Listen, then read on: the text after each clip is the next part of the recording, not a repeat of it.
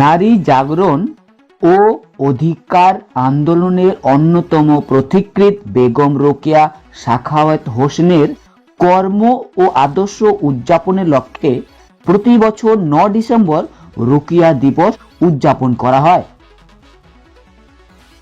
বেগম রোকেয়া নামে অধিক পরিচিত মহাময়ী রোকেয়া সাখাওয়াত হোসেনের জন্ম 1880 সালে 9 ডিসেম্বর এবং তার মৃত্যু 1932 সালে এই দিনে।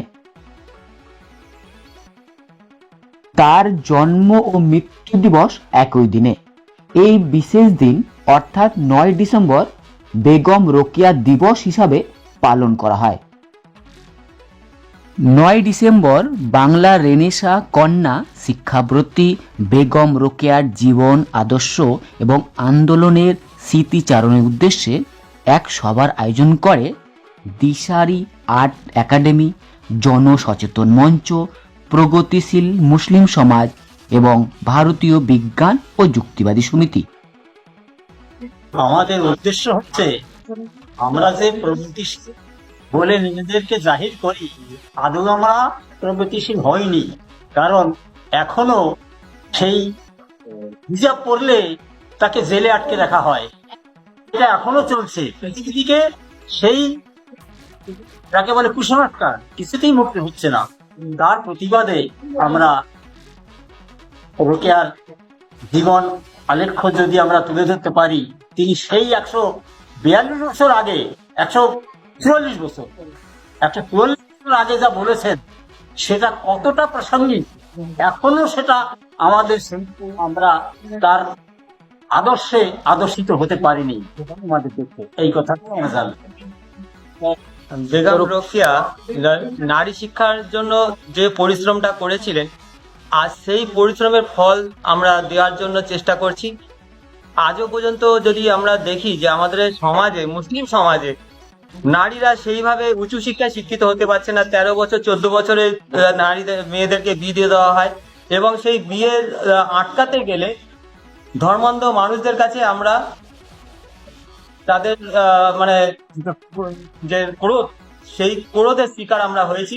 আমরা আগামী দিনে চাই যে বেগম রোকেয়াকে নিয়ে আরো বেশি প্রচার হোক, বেশি বেশি মানুষেরকে জানাতে পারি যে নারী শিক্ষার খুবই প্রয়োজন।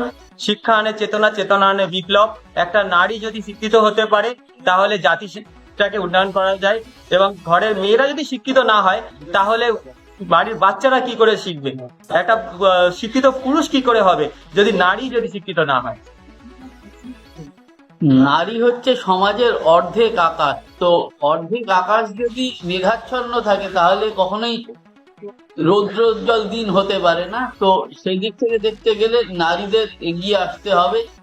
তো উদ্দেশ্যে বেগম রোকেয়া সাখাওয়াত হোসেনের এই যে জন্ম এবং মৃত্যু দিবস উপলক্ষে যে অনুষ্ঠানটা হচ্ছে, বিশেষত মুসলিম সমাজের মধ্যে যেহেতু নারীদের অবস্থা আরো বেশি পিছিয়ে পড়া, অত্যন্ত আমরা আয়োজকদের ধন্যবাদ জানাই। আমি চাই রোকেয়া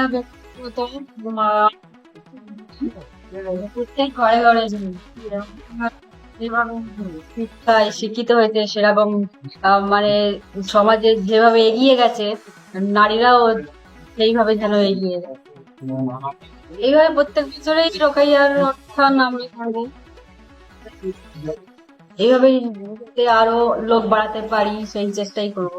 রোকেয়া বেগম যদি না থাকতো তাহলে সমাজের নারীরা শিক্ষার আলো কখনোই দেখতে পেত না। বাংলা রেনেসাঁ কন্যা শিক্ষাব্রতী বেগম রোকেয়ার জীবন, আন্দোলন, সংগ্রামের প্রতি শ্রদ্ধা জানাতে এবং স্মৃতিচারণ করার উদ্দেশ্যে 9 ডিসেম্বর পশ্চিমবঙ্গের উত্তর 24 পরগনা জেলার মধ্যম গ্রামের পানিহারা 6 কোনামোড় অবস্থিত রবীন্দ্র নজরুল লালন পাঠাগারে বেগম রোকেয়া দিবস পালন করা হয়।